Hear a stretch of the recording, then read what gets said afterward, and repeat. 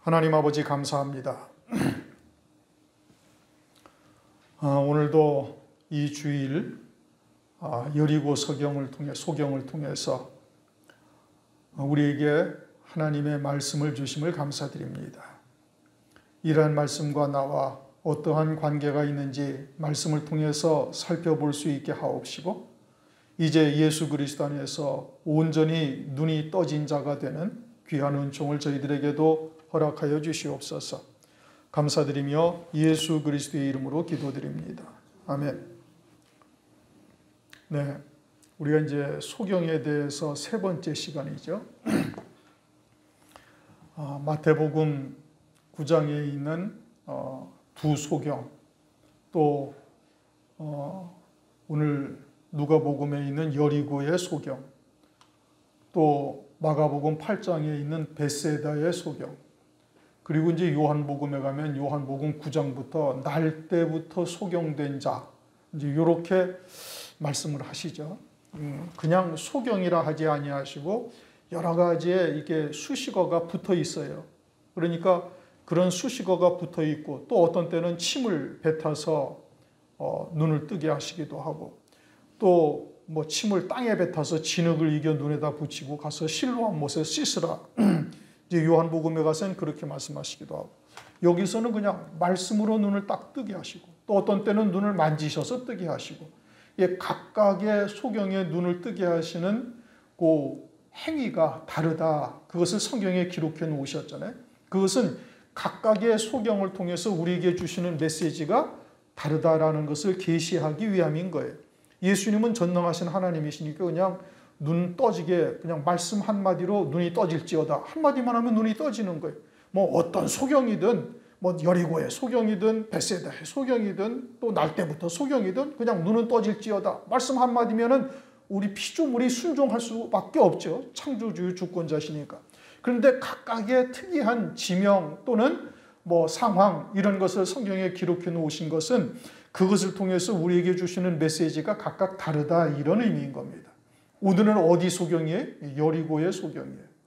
여리고의 소경인데 주님이 여리고로 가신다, 이렇게 말씀하시잖아요. 여리고에 가까이 오실 때 주님이 여리고에 있는 소경을 만나시려고 여리고로 가신 거예요. 그러니까 주님이 만나 주신다, 이 뜻인 겁니다. 다른 말로 하면은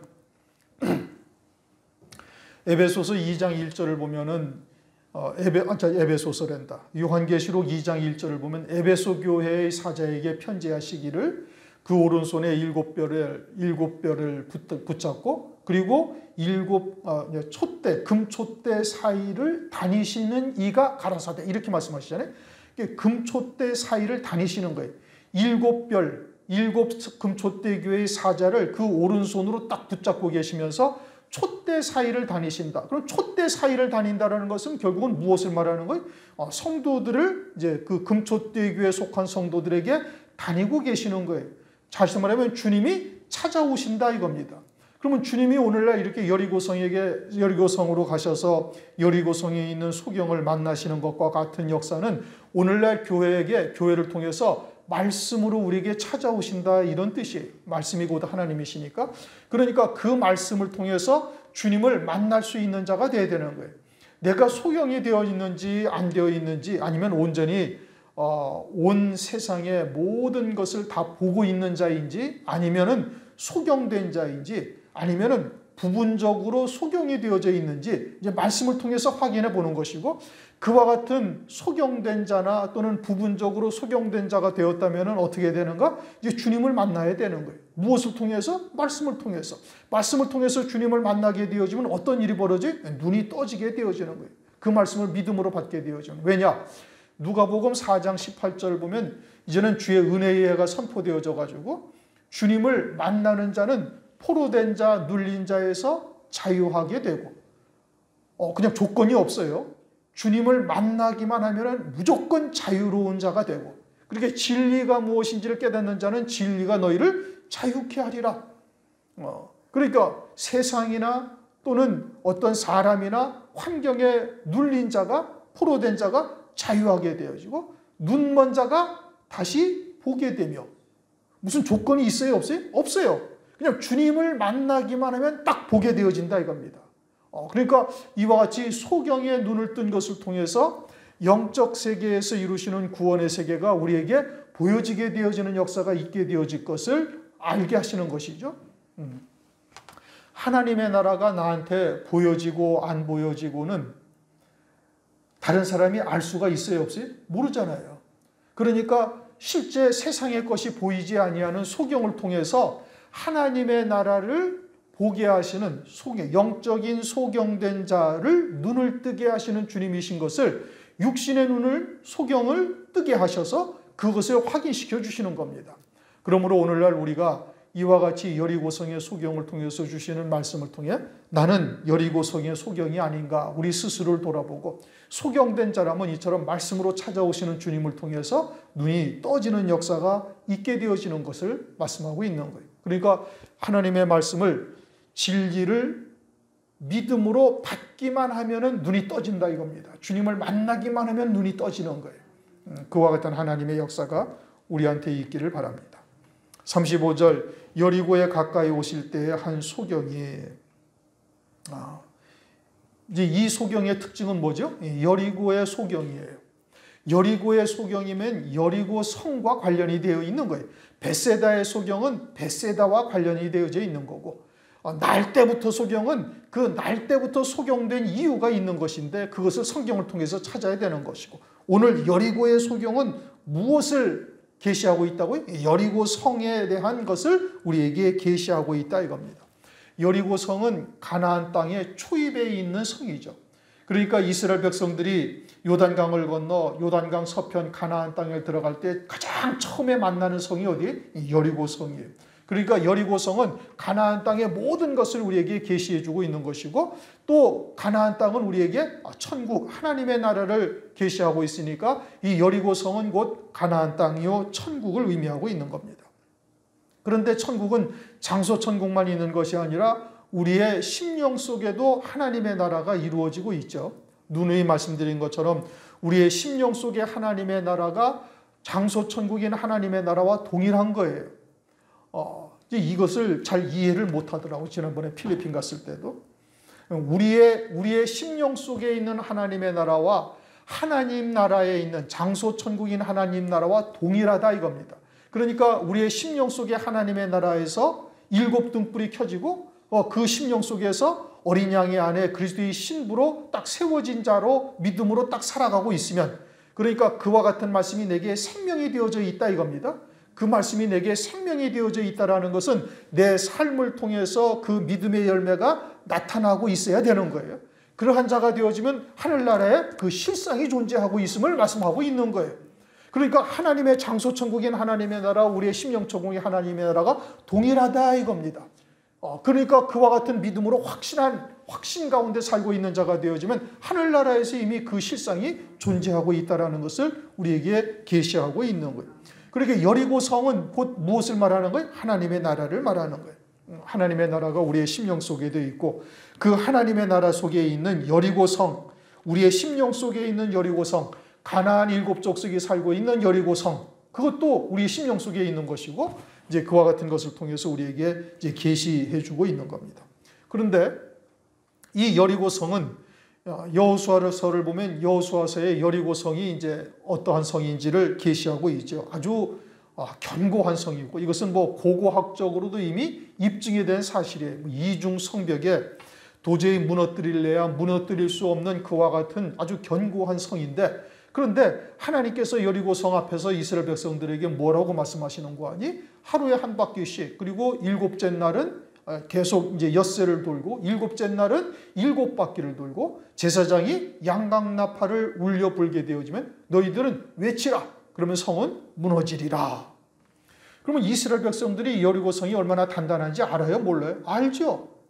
이제 40년을 광야 생활을 하고 이제 산전수전 다 겪었지. 이제 속된 말로 산전수전 다 겪고 나서 그 성을 보니까 이것이 쉽게 공략할 성이 아니라는 것을 안다 이겁니다. 온갖 병장기를 동원해도 이게 쉽게 무너뜨릴 수 있는 함락할 수 있는 성이 아니라는 것을 알고 있는 거예요. 근데 하나님께서는 뭐라고 말씀하시는 거 아니? 하루에 아침에 일찍 일어나서 한 바퀴씩 돌고, 여섯째 날까지 그렇게 계속 한 바퀴씩 돌고, 일곱째 날은 7바퀴를 돌고 제사장이 나팔을 불면은 너희들은 외치라. 그러면 무너지리라. 그런데 이스라엘 백성들이 광야 40년 동안 연단 생활을 하고 난 다음에 어떤 백성이 됐어요? 이제 하나님의 말씀을 믿는 믿음으로만 사는 자로 딱 바뀌어진 거예요. 하나님의 말씀을 믿는 믿음으로만 사는 자로 바뀌어져서 그와 같은 하나님의 말씀에 어느 누구도 아니 이 성이 어떻게 그렇게 해서 무너질 수가 있겠습니까? 라고 항의하거나 의심을 갖는 자가 한 명도 없는 거예요. 그냥 작년으로부터 어린아이까지 하나님의 말씀에 절대 순종하고 그 말씀대로 그대로 이루어질 것을 믿고 그대로 돌게 되어지니까 그 성이 어떻게 무너져 내리는 역사가 나타난 것이죠. 이제 그것을 하나님께서 우리에게 여리고에 있는 소경을 통해서 말씀하고 있는 거예요. 그런데 특이한 것은 하나님께서 여리고 성이 무너질 때 외치라고 말씀하시는데 그 무엇을 외쳤는지 이것이 기록되어 있지를 않아요. 그냥 함성을 외친 것은 아니고 하나님께서 주시는 하나님의 말씀을 외쳤는데 그것이 어떤 말씀인지 기록되어 있지 않고 단순히 외치라고만 말씀하셨어요. 그러면 그와 같이 외친 하나님의 말씀이 무엇이냐? 그것은 때에 따른 양식이기 때문에 그러는 거예요.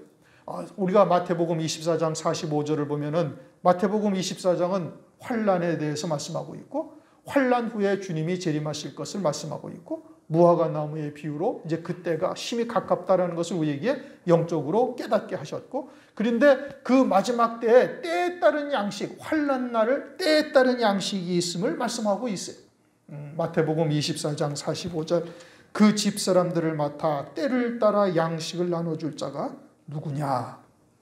그들이 참으로 복이 있다. 하나님의 종들은 이처럼 시대의 표적을 보고 때에 따른 양식이 있음을 깨달아야 되는 것이고 이 마지막 때에는 그 때에 따른 양식을 나눠주는 종이 참된 종이 되는 것이죠. 그러니까 그 여리고성이 어디에 있다고요? 우리의 심령 속에 있는 여리고성, 이것은 가나안 7족속이 살고 있는 나의 자아를 말하는 겁니다. 육신적인 자아. 이것이 어떻게 깨뜨려진다고요? 때에 따른 양식의 말씀을 외칠 때 깨뜨려지게 되어지는 거예요.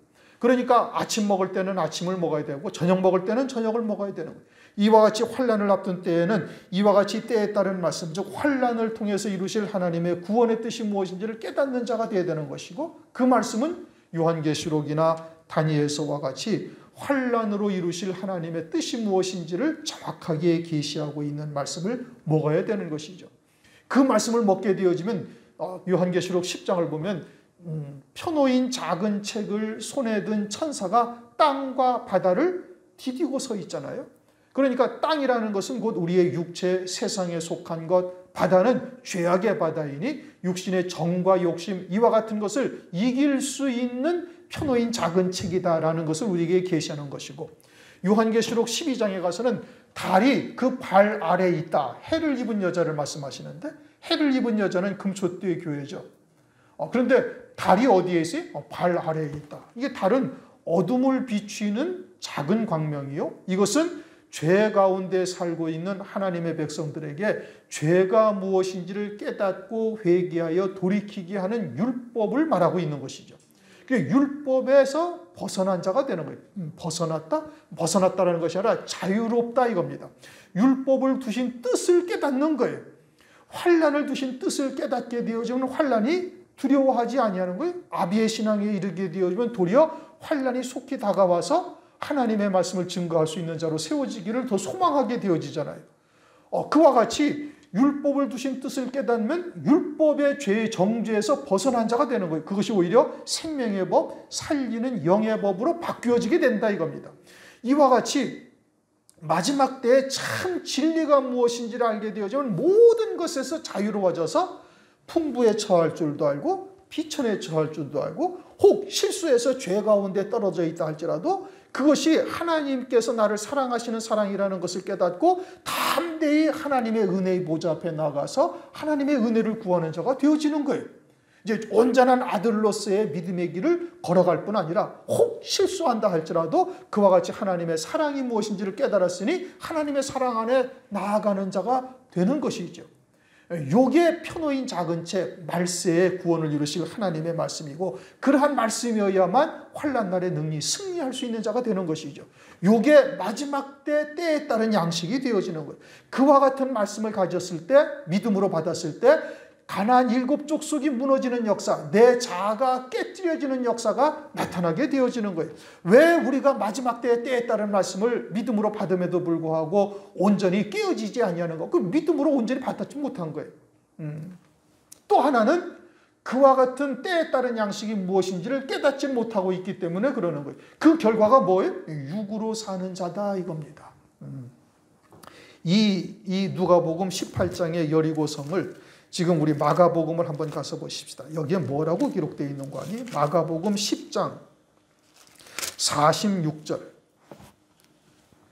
똑같은 여리고성의 소경인데 조금 구체적으로 이들이 누구냐를 표현하고 있어요.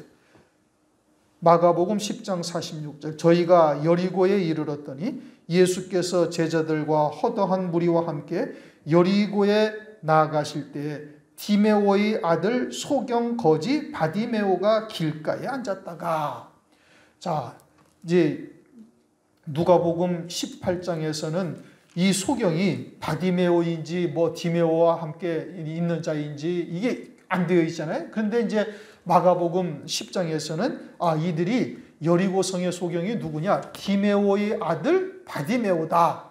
왜 디메오의 아들 바디메오라고 말씀하고 있는가? 그것은 육신의 아비의 아들로서 살고 있는 자다. 다시 말하면 육신으로만 살고 있는 자다, 이런 뜻인 겁니다. 육으로 살고 있으니까 그 자아에 있는 가나안의 7족속이 깨뜨려지지 아니하고 여리고성이 그대로 존재하고 있는 거예요. 우리 안에 이 가나안 7족속은 뭐라고요?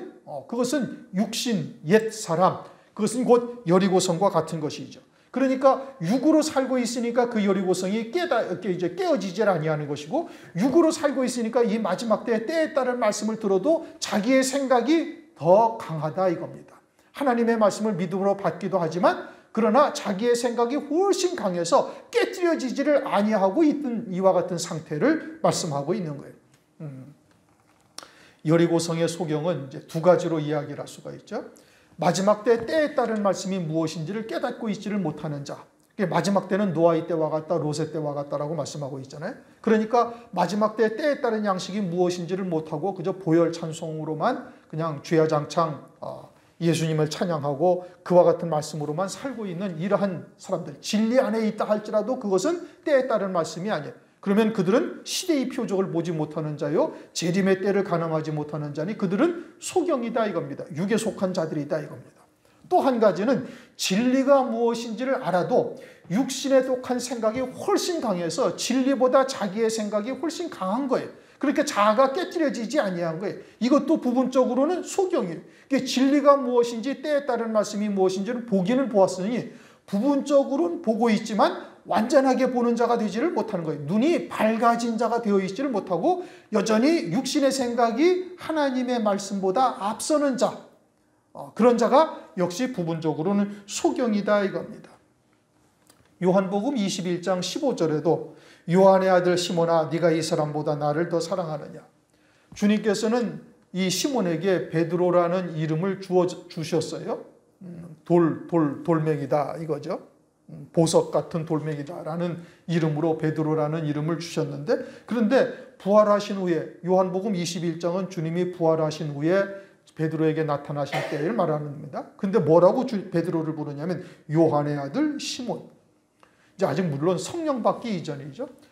그러니까 여전히 육에 속한 삶에서 벗어나지 못하고, 그리고는 주님이 부활하셨다라는 소식을 듣고도 나는 갈릴리 바다에 고기나 잡으러 가겠다. 너희들 같이 갈 사람이 누구냐? 그래서 앞에 7명이 갈릴리 바다로 고기로 잡으러 가고 있는 거예요. 이게 육신의 일에 그냥 빠져서 살고 있는 것이죠. 부활하신 주님을 만나고도. 그러니까 여전히 육에 속한 자로 요한의 아들 시몬아, 주님께서 그렇게 부르시는 거예요. 오늘날 우리들도 마찬가지죠. 우리는 그래도 때에 따른 양식이 무엇인지를 하나님의 은혜로 우리가 듣게 되어졌으니 그와 같은 하나님의 말씀이 나의 삶의 모든 것이 되어야 되는 것이고 그것이 내게 생명이 되어져야 되고 그것이 나에게 가장 우선이 되어야 되는 것이죠. 그게 하나님을 경외하는 자요, 하나님의 말씀을 믿는 믿음으로 사는 자예요. 그런데 그러지 못하고 우리가 이제 그와 같은 하나님의 말씀보다 자기의 생각이 앞서거나 또는 어떤 세상의 이치, 논리 이런 것이 하나님의 말씀보다 앞선 삶이 되고 있다면 우리는 아직도 온전히 눈이 밝아진 자가 아니다 이겁니다. 그러면서 이제 그가 어떻게 길가에 앉아서 구걸한다. 길가, 이제 순례의 길가에 앉아 있다 이 뜻인 겁니다. 순례의 길가에 앉아 있어서 다른 사람들은 거기서 열매 맺어 생명의 길을 가고 있는데 이 사람은 어떻게 하고 있어요? 길가에 앉아서 구걸하고 있어요. 무엇을 구걸해요? 말씀의 구걸을 하는 거예요.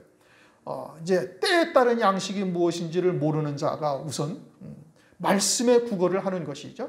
진리가 무엇인지를 깨닫지를 못하니까 그 안에 있는 여리고성이 무너지지 아니한 자가 되고 있어요. 때에 따른 양식이 무엇인지를 깨닫지 못하는 자가 이와 같이 구걸을 하고 있는 것이고 또 우리가 진리가 무엇인지를 안다 할지라도 이제 자기의 생각이 훨씬 강하니까 자기의 생각 또는 세상의 이치, 논리, 사상 이런 것들과 하나님의 말씀과 혼잡되이 섞여 있어 살고 있는 거예요. 이것도 역시 마찬가지로 길가에 앉아 있는 자와 다를 바가 없다 이겁니다.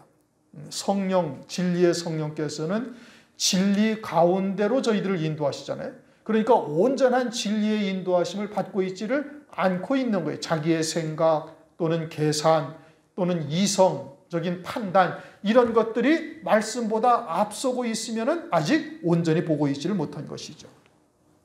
이사야서 28장 13절 여호와께서 그들에게 말씀하시되 경계에 경계를 더하며 경계에 경계를 더하며 교훈에 교훈을 더하며 교훈에 교훈을 더하고 여기서도 조금 저기서도 조금 하사 그들로 가다가 뒤로 넘어져 부러지며 걸리며 잡히게 하시리라. 유대 백성이 그러하다 이겁니다. 이사야의 때 하나님의 말씀을 가지고 여기서도 조금 저기서도 조금 이 교훈도 조금 받아들이고 저 교훈도 조금 더 받아들이고 그래서 장로의 유전 기타 전통을 많이 만들어서 사람의 계명으로 살고 있죠. 오늘날도 우리가 진리가 무엇인지를 안다 할지라도 이와 같은 진리의 말씀과 자기의 생각, 이성적인 판단 또는 세상의 이치 이런 것들과 함께 조금씩 섞어서 살고 있다면 이들과 다를 바가 없는 것이고 역시 소경임을 말씀하고 있는 것이에요. 무화과 나무의 비유를 우리가 이미 여러 차례 상고했잖아요. 이 세대가 지나가기 전에 이 일이 이루리라 하신 이 세대는 70년 내지 80년인가라는 것을 우리가 이미 확인한 바예요. 그러면 이 세대가 언제부터 시작이냐? 이스라엘의 독립한 때, 무화과 나무의 잎이 난 때부터 이 세대가 지나가기 전에 이 일이 이루리라 하셨으니 그러니 이미 그때는 이미 다가왔거나 지나갔거나 아주 임박했거나 이와 같은 때를 우리가 살아가고 있고 이제는 그저 순교자의 숫자가 채워지고 또 14만 4천의 종들의 이마에 인이 딱 쳐지면 그때는 환란의 바람을 불게 하시는 역사가 있을 것을 알고 있다 이겁니다. 그러면 아주 심각한 시대를 우리가 살아가고 있음을 깨달아야 되는 것이고 그러면 이러한 때에 우리가 어디에만 온 생각과 마음을 초점을 맞춰야 되는가? 이제는 주의 재림에다가 모든 초점을 맞춰야 될 때가 이미 되어진 거예요. 그런데 아직도 세상적인 것에 우리의 마음이 빼앗기고 있고 그러한 것으로 우리가 무언가 한번 이루어 보고자 생각을 하고 있다면 그것은 아직 하나님의 말씀을 온전한 믿음으로 사는 자가 아니요. 그것은 눈이 떠진 자가 아니다. 이것을 말씀하고 있는 거예요. 때에 따른 양식이 무엇인지를 알지 못하는 자는 말할 것도 없고 거기에 더해서 노아의 때와 같다 롯의 때와 같다 하신 말씀처럼 사람의 계명을 가지고서 살고 있는 자들은 뭐 더 말할 것도 없죠. 그들은 완전히 흑암 가운데 살고 있는 것이고 그들은 적그리스도가 등장하면 100% 짐승표를 받고 영원한 멸망 하나님의 진노의 심판을 받고 영원한 멸망에 떨어질 자인 것은 뭐 자명한 사실인 겁니다. 문제는 진리를 알고 있는 우리들은 과연 이와 같은 소경에서 벗어난 자냐? 이제 그러지 못한 것이 문제인 것이죠. 그러니까 우리가 이와 같이 진리의 말씀을 듣고 깨닫게 하신 하나님의 은혜에 우리가 응답하는 길은 온전한 믿음으로 화합하는 거예요. 히브리서 4장 12절에 말씀하고 있잖아요. 하나님의 복음을 저들이 들었지만은 저들에게 유익되지 못한 것은 믿음으로 화합지 아니함이라. 그러니까 들어서 아는 것과 지식으로 아는 것과 믿음으로 하나 되어져서 우리의 삶에 그 열매가 나타나는 것은 전혀 다르다 이겁니다.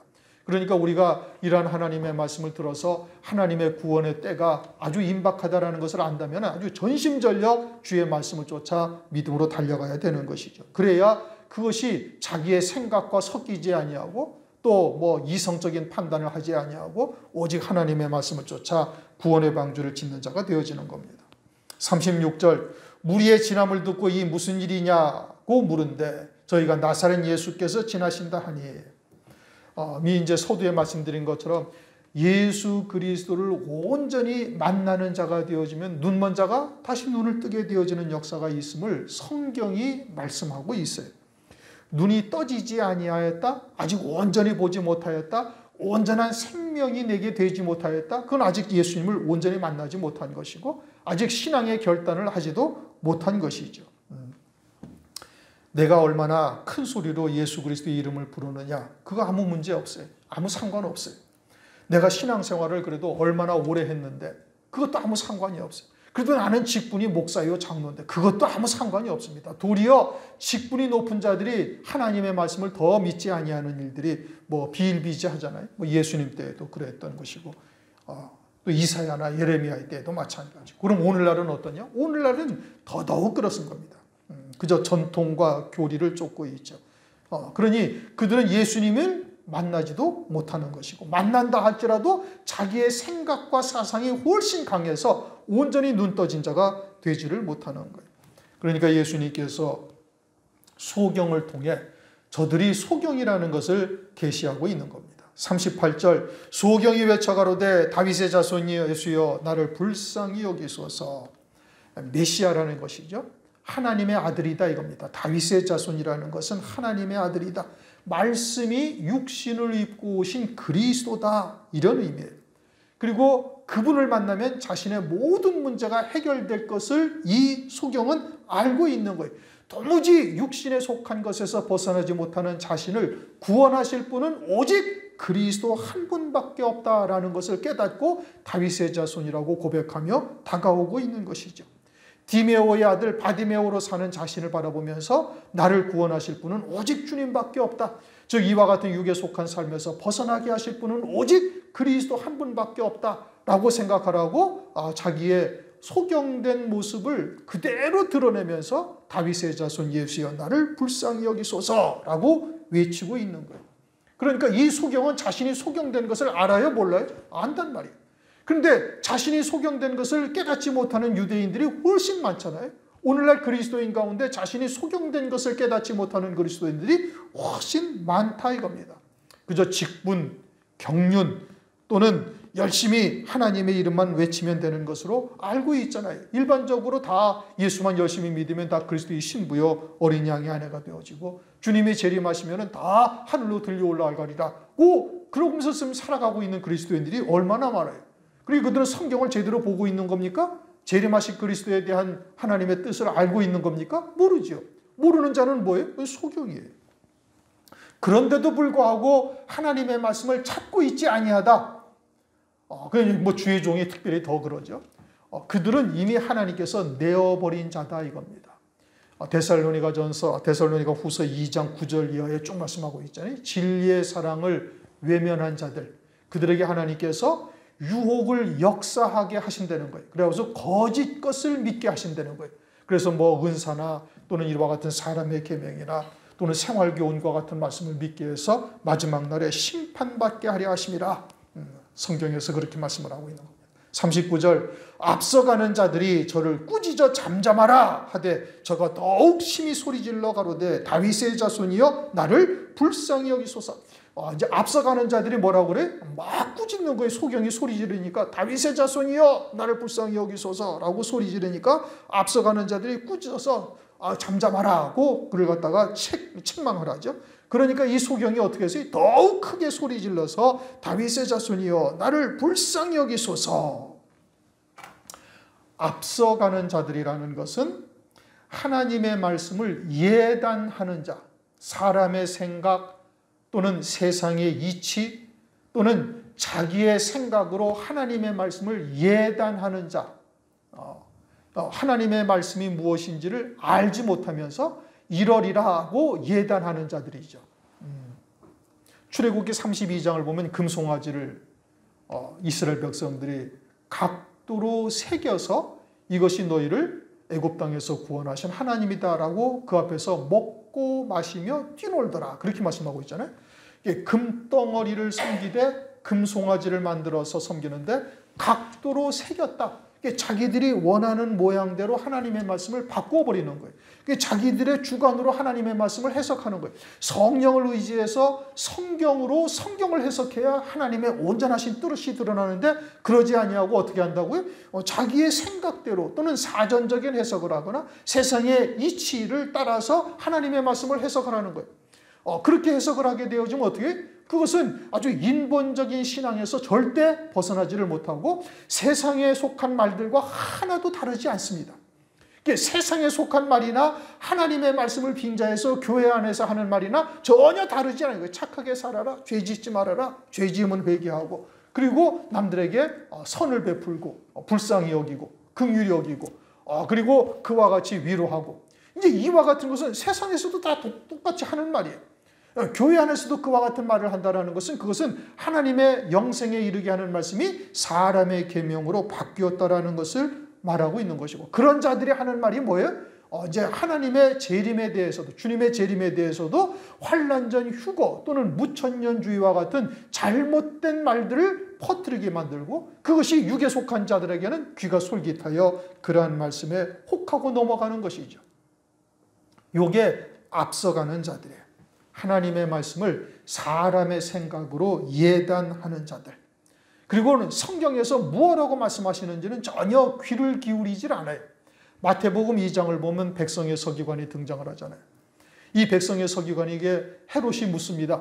대제사장들과 너희들 유대인의 왕이 어디서 나느냐. 그러니까 이들이 성경을 알아요, 몰라요? 안단 말이에요. 그런데 그것을 믿질 않는 거예요. 하나님의 말씀을 믿질 아니하고 자기들의 생각을 가지고 있는 거예요. 당시의 유대인들이 사람의 계명으로 하나님을 헛되이 경배하고 있다고 주님이 책망을 하시잖아요. 그러니까 하나님의 말씀을, 영생에 이르게 하는 하나님의 말씀을 전부 다 사람의 계명으로 바꿔버린 거예요. 인본적 신앙을 가지고 있다 이겁니다. 그래서 자기들이 의롭다라고 여기는 거예요. 율법을 지켜 의로울 자가 있어요, 없어요? 없단 말씀이에요. 의인은 없나니 하나도 없다고 성경에서 이미 말씀하셨는데 자기들은 의롭다라고 생각을 하는 거예요.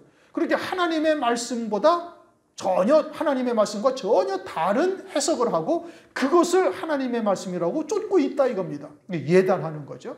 오늘날도 똑같다 이겁니다. 오늘날도 그와 같은 백성의 서기관들이 이처럼 예단하면서 진리의 말씀을 증거하는 자들, 말씀대로 그대로 하나님의 말씀을 뜻을 드러내고 그대로 해석하고 그대로 믿고 쫓고 있는 자들을 어떻게 큰 소리로 꾸짖어서 잠잠하라. 대세가 노아의 때 먹고 마시고 시집가고 장가가는 것이 대세예요. 그러한 말씀이 주류를 이룬다 이겁니다. 또는 롯의 때와 같이 음행하게 하는 말씀, 세상과 벗됨이 하나님과 원수임을 알지 못하느냐 이 간음하는 여자들아. 야고보서 4장 4절에 말씀하고 있잖아요. 그러니까 그러한 말씀이 대세를 이루고 있으니까 환난을 지나야 되고, 교회는 환난 가운데 순교하는 자들이 어린 양의 안에 그리스도의 신부가 된다. 주님은 환난 후에 재림을 하신다.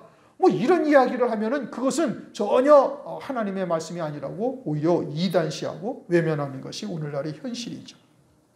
이러한 자들이 앞서가는 자들이다 이겁니다. 휴거될 것만 바라고 있는 자들, 또 환난은 없다라고 생각을 하는 자들, 그런 자들이 진리의 말씀을 증거하는 자들을 꾸짖는 거예요.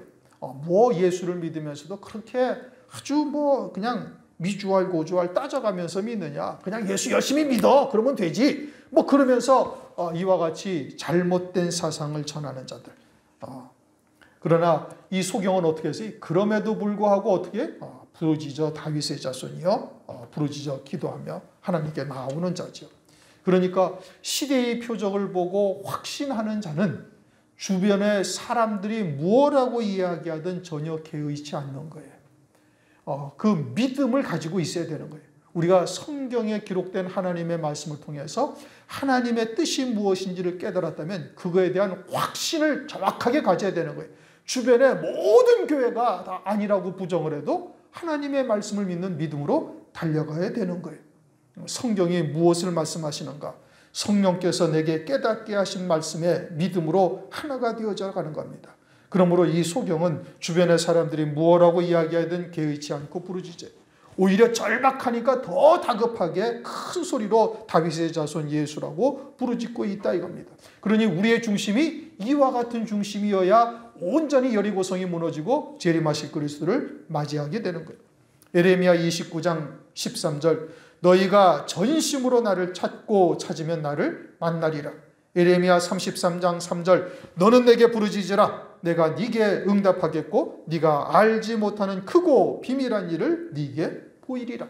그러니까 여러분들이 진리의 말씀을 듣고 온전한 믿음으로 살고 있지 못하다면 그 말씀이 내게 생명이 되지 못하고 있다면 하나님께 그와 같은 상황을 그대로 하나님께 구하고 부르짖어 구해야 되는 것이고 그것도 아주 전심으로 하나님 앞에 부르짖어 찾게 되어지면 하나님께서 어떻게 하신다는 거예요? 나를 만나리라. 만나주시겠다는 거예요. 그러한 하나님의 은혜를 받아서 온전한 생명의 길을 가는 자로 하나님께서 세우시겠다. 40절 예수께서 머물러 서서 명하여 데려오라 하셨더니 저가 가까이 오면 물어 가라사대. 여기서는 좀 특이하죠. 예수께서 그냥 부르시는 것이 아니라 제자들에게 명하셔서 그 소경을 가까이 오게 하셔요. 데려오게 하셔요. 직접 부르지 않으셔요. 다시 말하면 증거하는 자를 통해서 부르신다 이런 의미인 겁니다. 오늘날로 말하면 주의 종들을 통해서 주의 종들의 증거하는 말씀을 통해서 주님께서 부르시는 거죠. 서두에 말씀드린 것처럼 요한계시록 2장 1절에 에베소 교회에 하신 말씀이 뭐예요? 7뼈를 그 오른손으로 붙잡고 촛대 사이를 다니시는 거예요.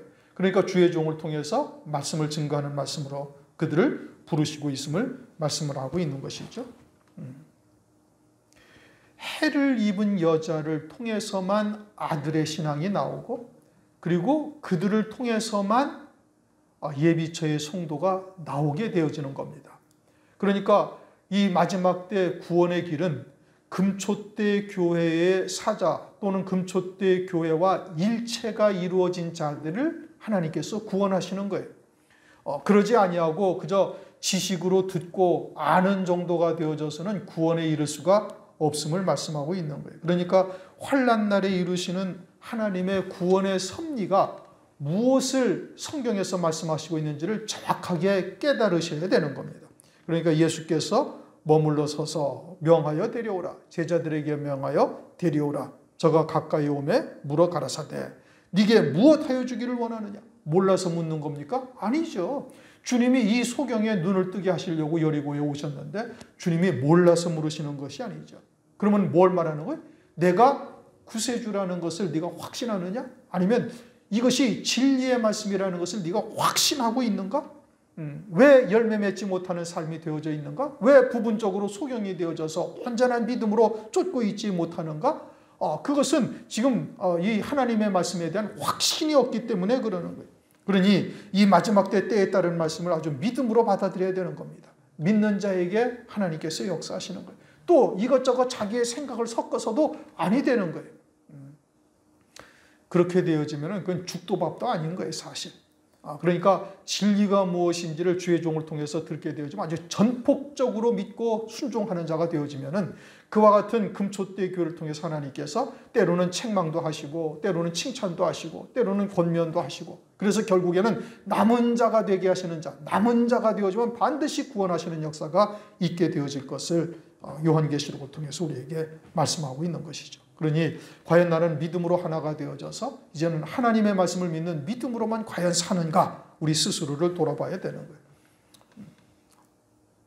가로되 주여 보기를 원하나이다. 아주 확고하게 대답을 하죠.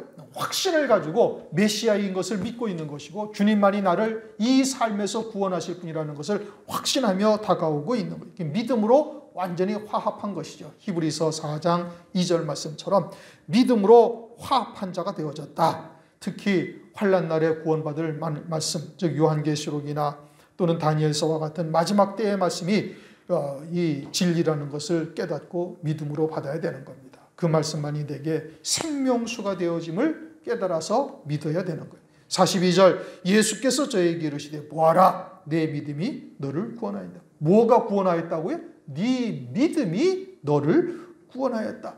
그 믿음으로 사는 자에게 심령 속의 여리고성이 완전히 무너지는 자가 되어지고 땅과 바다를 발로 디디는 자요 발 아래 달이 있는 자로 세워지는 역사가 반드시 있게 되어지는 거예요. 하나님의 말씀을 믿음으로 받았다. 그것은 그 말씀이 내 생명보다 육신의 목숨보다 더 귀중한 영원한 생명으로 딱 자리해야 되는 것이고 그 말씀이 나의 삶에 있어서 가장 우선이 돼야 되는 거예요. 그것이 하나님을 경외하는 자예요. 창세기 22장에 아브라함에게 하나님께서 내가 네게 지시할 산으로 가서 네 아들, 네 사랑하는 독자, 네 아들을 번제로 드리라. 그러자 아브라함이 아침에 일찍이 일어나서 가잖아요. 그리고서는 실제로 거기서 자기 아들 이삭을 번제 제물로 드리려고 칼을 번쩍 손으로 들었을 때 그때 하나님께서 아브라함아 하시며 이제야 네가 나를 경외하는 줄을 아노라. 그렇게 하나님께서 말씀하시죠. 아브라함의 믿음이 어떠하다는 거예요? 하나님보다 더 우선하는 것은 세상에 아무것도 존재하지 않는 거예요. 100세 낳은 아들이니 독자죠. 하나님께서 독자라고 말씀하시잖아요. 그 아들이 얼마나 아브라함이 사랑을 했겠어요.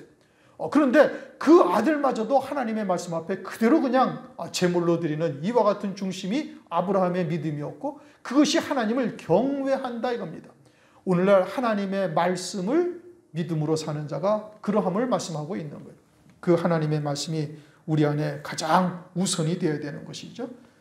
내 삶에 있어서 가장 우선순위가 뭐여야 된다고요? 마지막 때의 때에 따른 말씀이 되어야 되는 겁니다. 그러할 때 여리고성이 무너지고 마지막 때 남은 자의 반열에 서는 자가 되어지는 것이죠. 43절 곧 보게 되어 하나님께 영광을 돌리며 예수를 쫓으니 백성이 다 이를 보고 하나님을 찬양하니라. 그러자 이제 그 소경의 믿음을 따라 눈이 떠지게 되어져서 보게 되어졌다. 여리고성이 무너진 것이죠. 믿음으로 승리한 것이죠. 그 심령 속에 7 등불이 켜진 자가 되어지는 거예요. 그러니 이제는 하나님께서 그가 보는 대로 또 믿는 대로 그대로 이루시는 역사가 나타나게 되어진다 이겁니다. 우리들에게는 장차 환난 날에 이제 이와 같은 과정을 통해서 순교케 하시고 그리고 천년왕국의 이제 첫째 부활의 영광을 입고 그리스도와 함께 들어가는 역사가 나타나게 되어지는 것이죠. 그러므로 우리가 아직 여리고성의 소경은 아닌가. 이제 뭐 때에 따른 말씀이 무엇인지를 알았으니까 아주 본질적인 소경은 우리는 아니죠. 이제 믿음으로 받고 있으니 우리가 온전히 보는 자가 되어졌는가, 밝히 보는 자가 되어졌는가, 그러지 못하다 그렇다면 우리가 이와 같은 하나님의 말씀에 아주 전폭적인 믿음을 가져야 될 것이고 그 믿음의 열매가 우리의 삶 가운데 나타나져야 되는 것이고 그러할 때 이 여리고성이 완전히 무너지는 자가 될 뿐 아니라 그리고 이제 환난 날에 어린 양의 생명책에 농명이 된 자들을 구원하시는 역사가 내게 이루어지게 되어지고 있음을 말씀하고 있는 겁니다. 그러므로 이와 같은 하나님의 말씀을 믿는 믿음으로 살아가는 데 있어서 주변의 환경에 또는 주변의 사람이 무엇이라든지 그런 것에 개의치 않고 나갈 수 있는 자가 되어야 되는 거예요. 이 소경이 주님에게 다윗의 자손이여 부르니까 주변에서 뭐라고 그래? 소리 지르지 말라. 너 왜 이렇게 자꾸 요동 임보야? 우리 혼돈케 하느냐? 뭐 하면서 막 이제 잠잠하라 꾸짖으니까 더욱 소리 지르잖아요. 그러니 우리에게 성령께서 깨닫게 하신 것에 내가 믿음으로 받았다면 아주 확신 가운데 거하면서 그 어떠한 것보다도 그러한 하나님의 뜻이 내 삶에 있어서 우선됨이 나타날 수 있기를 주님의 이름으로 축원합니다. 기도하겠습니다. 하나님 아버지 감사합니다. 오늘 누가복음 18장 여리고성의 소경을 통해서 이것이 오늘날 우리들에게 무엇을 말씀하시는가? 또 온 세상에 있는 교회들에게 무엇을 말씀하시는가? 왜 여리고에 가셔서 여리고성의 소경을 눈을 뜨게 하시는가를 깨닫게 하심을 감사를 드립니다. 우리는 물론 때에 따른 말씀을 안다 할지라도 혹여나 내 생각 또는 이성 또는 세상의 이치 이와 같은 것을 여기서도 조금 저기서도 조금 하고 있는 아직도 온전치 못한 믿음으로 살고 있는 것은 아닌지 살펴볼 수 있게 하심을 감사드리옵고 어찌하여야 이와 같은 여리고성이 내 심령 속에서 무너지고 하늘에 속한 자로서 믿음으로 살아갈 수 있는지를 깨닫게 하심을 감사를 드립니다. 우리가 다시 한번 우리의 신앙에 결단을 하고 이제는 내가 사는 것이 아니라 내 안에 그리스도께서 사신 믿음의 삶이 되어질 수 있도록 역사하여 주옵소서. 일곱 영으로 충만함으로 은혜를 베풀어 주시옵소서. 예수 그리스도의 이름으로 감사하며 기도드리옵나이다. 아멘.